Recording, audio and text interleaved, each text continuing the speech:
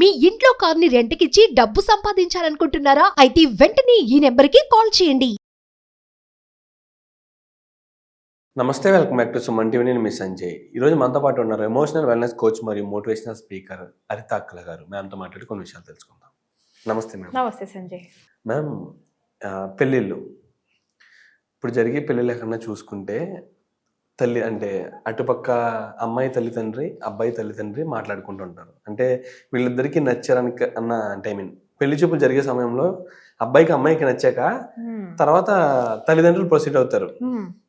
కట్నం ఎంత ఇచ్చుకోవాలి, పెట్టుబడులు ఎంత పెట్టాలి, ఆడపడిచికి ఎంత ఇవ్వాలి, పెళ్ళి అయ్యాక మా అమ్మాయి ఏం చేస్తుంది, వంటండి ఇంట్లో ఉంటుందా, లేకపోతే తను కూడా జాబ్ చేస్తుందా, లేకపోతే మా అబ్బాయి ఏం చేస్తున్నాడు, వాళ్ళు మాట్లాడుకున్న విషయాలు వీళ్ళకి తెలియదు. వీళ్ళు ఓకే అన్నాక వాళ్ళ మాటలు ఓకే అయ్యాక పెళ్లి రెడీ అంటారు, పెళ్లి చేసేసుకుంటారు, అయిపోతుంటుంది. వాళ్ళు ఏం మాట్లాడుకున్నారో వీళ్ళకి తెలియదు. కానీ కొన్ని రోజుల తర్వాత క్లాషెస్ వస్తూ ఉంటాయి వాళ్ళ మధ్య. అంటే పెద్దలు అంటుంటారు, ఆ పెద్దల మాటలనే పిల్లలకి నూరిపోస్తుంటారు. మీ అత్త మామ 10 లక్షలు కట్నం ఇస్తా అన్నారా, 5 ఇచ్చారా, 5 ఇవ్వలేదంటారు. ఇది ఎట్టుకెళ్ళి భార్య మీద అంటాడు. భార్య దగ్గరేమో పెళ్ళి అయ్యాక నీకు వడ్డానం చేస్తున్నాడు మీ మాలుడు, అసలు ఏది చేయించలేదు, అడుగు మీ ఆయన అంటారు. తన అక్కడి నుంచి తిని మీద పడు. అసలు ఏం జరుగుతుంది మేము అసలు అంటే అసలు పెళ్లి చేసుకునే ముందు ఈ ఆడమగ కూడా తెలుసుకోవాలంటారు. ఈ విషయాలు తెలుసుకుని ఒక అండర్స్టాండింగ్ తో నువ్వు ఇది ఇస్తేనే ఇది ఇస్తేనే ఇదని దిగాలంటారా వీళ్ళు? పెళ్లి బిజినెస్ సంజయ్, అలాగే ఉంది. పెళ్లి చేసుకుంటురా, బిజినెస్ కి దిగుతురా అంటే ఫ్యూచర్ లో నాకు తెలిసిన మాట అగ్రిమెంట్ కూడా చేసుకుంటుంటారు. ఆల్రెడీ నేను 10 లక్షలు పెట్టి వడ్డానం చేపిస్తాను నీకు అంటే ఏ విధంగా అంటే ప్రాక్టికల్ గా నవ్వుతున్నాం ఎడవరేకి ఇద్దరమా. అలా జరిగిపోయినాయి రిలేషన్షిప్స్. ఎట్లా ఏ స్టేజ్కి పోయినాయి అంటే ప్రూఫ్స్, మీరు ఇంత ఇచ్చారని ప్రూఫ్లు రాసుకునే స్టేజ్కి పోయినారు. అరే మనం అసలు పెళ్ళిళ్ళు ఎందుకు చేసుకోవాలి చెప్పు సంజయ్. అసలు అక్కడికి వెళ్దాం ఒక్కసారి. Define marriage. అసలు మ్యారేజ్ దేనికి చేసుకోవాలి? మనతో పాటు సంతోషంగా హాయిగా జీవితం వెళ్ళబుచ్చడానికి ఒక తోడు అవసరం. మనిషికి మనిషి తోడు లేకపోతే పిచ్చికి పోతాం, రైట్? లోన్లీ లైఫ్ కాదు కాబట్టి ఒక మనిషిని మన లైఫ్ లోకి తెచ్చుకుంటాం. అసలు మా అబ్బాయి 1 కోటి రూపాయలు కట్నం ఇస్తారు, మీ మాటలంటే వెళ్తే 4 నెలలు చేసుకోవాలి. 1 కోటి రూపాయలు ఎందుకు అడుగుతున్నారు తెలుసా? కట్నము వాళ్ళు చదివించడానికి 1 కోటి రూపాయలు పెడుతున్నారు. మా వాడిని నేను డాక్టర్ చేస్తున్నాను, వాడు రేపు పొద్దున 1 కోటి రూపాయలు ఈజీగా ఒక 2-3 సంవత్సరాల్లో సంపాదిస్తాడు అన్న కాన్ఫిడెన్స్ అయిపోయింది. అక్కడ కాన్ఫిడెన్స్ పక్కన పెడతాను. డాక్టర్ అనగానే నాకు 1 కోట్లు 2 కోట్లు ఇచ్చే కోడలు వస్తుందయ్యా. వాడు చదువుకుని ఎంత సంపాదిస్తాడో పక్కన పెడితే మావాడు ఎంత చదువుకున్నాడు, మావాడు 1 కోటి రూపాయలు కట్నం ఇస్తారు, జాబ్ వస్తుంది. ఇన్వెస్ట్మెంట్ అనుకుంటున్నారు పిల్లల్ని పెంచేటప్పుడు. ప్లీజ్, నాన్ సెన్స్ ఇదంతానే. This is not an investment. పిల్లలకి మనం ఏం చెప్పి పెంచుతున్నాం సంజయ్? అసలు అదే భయం వేస్తుంది. ఒరే మ్యారేజ్ అంటే ఎంజాయ్ చేయడానికి ఉంటుందిరా, బిజినెస్ కాదు, రైట్? సరే, ఒక 2-3 కోట్లు వస్తే మనిషి సంతోషంగా ఉంటాడంటే అవి మళ్ళీ మేనేజ్ చేసుకోలేక అక్కడ తలకే నొప్పులు అక్కడే ఉంటాయి. నేను ఫ్రాంక్గా చెప్తున్నాను. నెక్స్ట్ ఈ పెట్టిపోతల గురించి మాట్లాడదాం. అసలు ఫస్ట్ నిజంగా నేను ఎప్పుడు మాట్లాడలా. నేను ఇందాక అడిగావు కదా, చిన్నవాళ్ళకేమో తెలీదు, పెద్దవాళ్ళు వెనకాల మాట్లాడుకుంటారు నాకు అమ్మాయి నచ్చింది అనగానే. ఎందుకు తెలియట్లేదు నేను అడుగుతున్నా. ఈరోజు వ్యూవర్స్ ఎవరైనా ఉంటే అంత తెలివి లేకుండానే మీరు ఆఫీసులకు పోయి సంపాదించుకొని తెచ్చుకుంటున్నారా? ఆడపిల్లల్ని అంటున్నాను, అబ్బాయిల్ని అంటున్నారు. అంటే మేము కావాలనే సైలెంట్ గా ఉంటారు సంజయ్. ఇద్దరు ఇక్కడ నాన్ సెన్స్ సైలెన్స్, అది యూజ్లెస్ సైలెన్స్. అంటే ఇద్దరు తెలుసుకోండి, మీ మార్కెట్ లో మీకు ఎంత డిమాండ్ ఉందో, మీ పేరెంట్స్ మీకు ఎంత డిమాండ్ చేస్తున్నారో కూడా తెలుసుకొని, ఆడపిల్లని ఎంత అమ్ముకుంటున్నారో కూడా తెలుసుకోండి. మీకు కూడా మీ వర్త్ తెలుస్తుంది. మీ ఇంట్లో మీ తల్లిదండ్రులు ఏమనుకొని పెంచారో. దెన్ టేక్ దిస్ చార్జ్ కదా. అమ్మ కట్నం వద్దు అని చెప్పే నాదుడు ఎవడున్నాడు? పెళ్ళైనాక మొదలు పెడతారు. మా అమ్మ అంటుంది మీ డాడీ 10 ఇస్తాడంట, 5 ఇచ్చిండంట అని అడుగుతున్నారు. నీ సెల్ఫ్ వర్త్ లేదా? నీ కాన్ఫిడెన్స్ లేదా? ఆ అమ్మాయి తెచ్చే కట్నం పైన నువ్వు ఉన్నావా? నువ్వు అట్లనే పెరిగావా? ఆడపిల్లలు కూడా అదే అంటాను. మీకు కట్నాలు ఇస్తేనే కానీ మీకు పెళ్లి చేసుకోవట్లే అంటే అలాంటి వాళ్ళతో నువ్వు పెళ్లి చేసుకుని కూడా ఏం సంతోషపడతావు అంటాను నేను.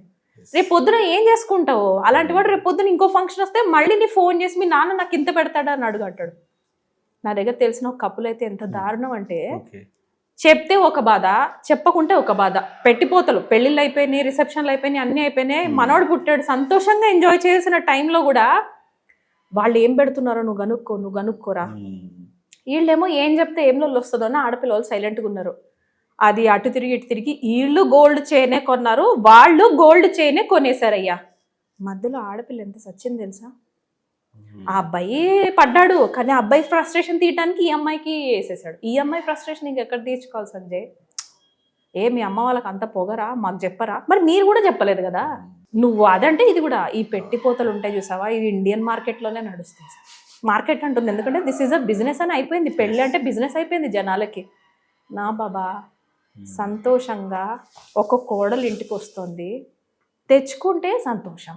వాళ్ళ అమ్మ నాన్నలు గిఫ్ట్గా ఇస్తే తెచ్చుకొనివ్వండి, లేదా ఎంజాయ్ దట్. అమ్మాయిని ఎలా ఉన్నదో అలానే తెచ్చుకొని ఎంజాయ్ చేయండి. ఇక్కడ అంతే. ఇక్కడ చూసుకుంటే మ్యామ్ పెళ్ళయ్యాక వీళ్ళు అన్యోన్యత బాగుంటుంది, మంచిగా కలిసి ఉంటున్నారు. కానీ ఫైనల్గా ఒక 5 సంవత్సరాలు 3 సంవత్సరాలు అయ్యాక మీ వాళ్ళు ఎంత ఇస్తానో ఇవ్వలేదు. పెళ్లిలో మా అమ్మ చెప్పింది, నువ్వు ఇంత వడ్డానం పెడతాను అంట, ఇంత బంగారం పెడతాను అంటే, పెళ్లి అయ్యాక మా ఆవిడ చేయించుకుంటున్నావు అంట, కట్నబుల్ ఇట్లాంటి వాళ్ళ కాంటాక్ట్స్ కట్ చేసి పక్కన పెట్టండి. కొన్ని రోజుల పాటు వైఫ్ అండ్ హస్బెండ్స్ పెళ్లిళ్ళు అయిన తర్వాత అంటే మేము ముందు ఇన్ని విషయాలన్నీ మాట్లాడుకుని పెళ్లి అయ్యాక జరగలేదని గొడవపడి కన్నా ముందు అసలు ఎలాంటి జాగ్రత్తలు తీసుకోవాలంటారు? ముందే వీళ్ళు అసలు ఏ అండర్స్టాండింగ్ తో పెళ్లి చేసుకోవాలంటారు? మాట్లాడుకోండి సంజయ్. ఫ్రాంక్ గా ఇంత ఏళ్ళు వచ్చినాకనే పెళ్లిళ్ళు చేసుకుంటున్నారు కదా. ఇప్పుడు ఎవరు 25 ఏళ్ళు చిన్నగా చేసుకోవట్లేదు. సెటిల్ అవ్వాలి, నేను నా కాళ్ళ మీద నేనే నిలబడాలి. ఒక అమ్మాయి తన పెళ్లి తానే చేసుకుంది, తన కట్నం తానే సంపాదించుకొని పెళ్లి ఖర్చులు సైతం చేసుకొని పెళ్లి చేసుకుంటుంది. అప్పటిదాకా వెయిట్ చేస్తున్నారు ఆడపిల్లలు. చాలా చూస్తాం. ఎందుకంటే ఇచ్చుకోవాల్సి వస్తుంది, అది సిస్టమ్ లో వెళ్ళిపోయింది కట్నం అన్నది. ఇప్పుడు మనం ఒక్కరిద్దరు వాయిస్ రేస్ చేసినంత మాత్రాన అదేం వెనక్కి తీసుకెళ్ళలేం. అది part of the Indian system అయిపోయింది. కానీ అట్లీస్ట్ అబ్బాయి మరీ అమ్మ చూసుకుంటుందిలే అని వదిలేకుండా కాస్త మీరే నెగోషియేట్ చేసుకోండి. ఇట్లా అమ్మ నాకు అమ్మాయి నచ్చింది, నాకు కొంచెం తక్కువ మాట్లాడు, లేదా అమ్మ మనీ అవసరం లేదులే నేను చూసుకుంటాను, కొంచెం బ్రాడ్ మైండెడ్గా అవ్వండి బాబా. లేకపోతే ఏమవుతుందో చెప్తాను. ముందుకెళ్ళిన తర్వాత you will have to go with that psychology only. నువ్వు అదే సంస్కారంతో ముందుకెళ్తావు, నీ తల్లి కూడా అదే సంస్కారంతో ముందుకెళ్తుంది. ఒకవేళ మీ తల్లి తనకేం లేదు, ఓకేనా, మీ అమ్మ చాలా మంచిదే, మీ అమ్మగారికి ఏమి ఇష్టం లేదు, ఈ చుట్టుపక్కల ఉన్న వాళ్ళ ఆడవడుచులో వాళ్ళ తోటి కోడళ్ళు లేకపోతే వాళ్ళ చుట్టాల్లో ఉంటారు కదా ఆ తల్లికి, వాళ్ళు ఎక్కిస్తారు సంజయ్. అడుగు ఏమవుతుంది, ఇస్తే ఇచ్చినారు, ఉంటే వేసుకుంటాడు ఎఫ్డీల్లో, మళ్ళీ వాళ్ళకే కదా ఉపయోగపడేది, నువ్వు అసలు అడగకుండా నీకేమైనా పిచ్చా, వీళ్ళు వేస్తారు సంజయ్. ఈ కాంటాక్ట్ నెంబర్స్ ఉండండివ్వండి, వాళ్ళ బౌండరీలో వాళ్ళు ఉంటారు, వస్తారు, ఆగుతారు, పోతారు. రేపు పొద్దున మనకు ఉండేవాళ్ళు కాదు, లేదు మనం నలుగురమే ఇల్లు షేర్ చేసుకునే persons. Don't make marriages business please. నేను మళ్ళీ రిక్వెస్ట్ చేస్తున్నాను. మ్యారేజ్ అంటే నువ్వు నేను ఎంత హ్యాపీగా ఉండాలి, మన నెక్స్ట్ జనరేషన్లో మనం ఎంత హ్యాపీగా ఉన్నామో అలాంటి కిడ్స్ని మనం కలిపి రేస్ చేద్దామన్న కమిట్మెంట్ అది. అంతేగాని నువ్వు నాకు ఇస్తానని అన్నావు, నువ్వు నాకు ఇయ్యలే, అది ఇచ్చినాక మన ఇద్దరం ఫస్ట్ నైట్ చేసుకున్నాం. అది ఏం బతుకు ఒక్కసారి అనిపిస్తుంది సంజయ్.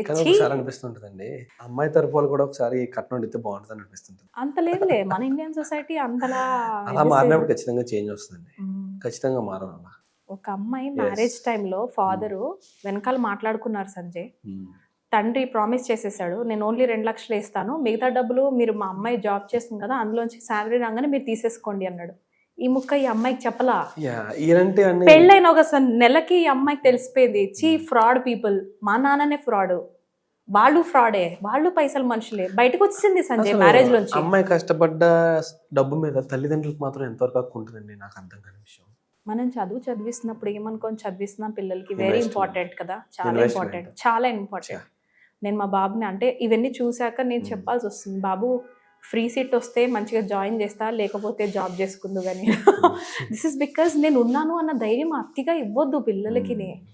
చదువుకోండి, చదువుకున్నంత మాత్రాన అంత ఇంత నేను ₹1 2 కోట్లు పెట్టి చదివించారంటే వాళ్ళు ఇంకా అది ఇన్వెస్ట్మెంట్ అని అనుకుంటున్నారు. బికాస్ కిడ్స్ని అలానే రేస్ చేస్తున్నాం. Let's not do that. పైసలు చివరికి వెళ్ళినప్పుడు అలెగ్జాండర్ స్టోరీ గుర్తుంది కదా, చేతులు కాఫీలోంచి బయటికి పెట్టించినాడు కంపల్సరీ. ఎంత ధనం సంపాదించినా గోల్డ్ కాయిన్స్ ఇట్లా ఇసిరండి అని చెప్పినాడు. గోల్డ్ డబ్బులు మనతో పాటు రావు, మనుషుల మెమరీస్ వస్తున్నాయి మనతో పాటు. మన ప్రేమనిస్తే ప్రేమతోనే మంచి లైఫ్ తీసుకుంటాం సంజయ్.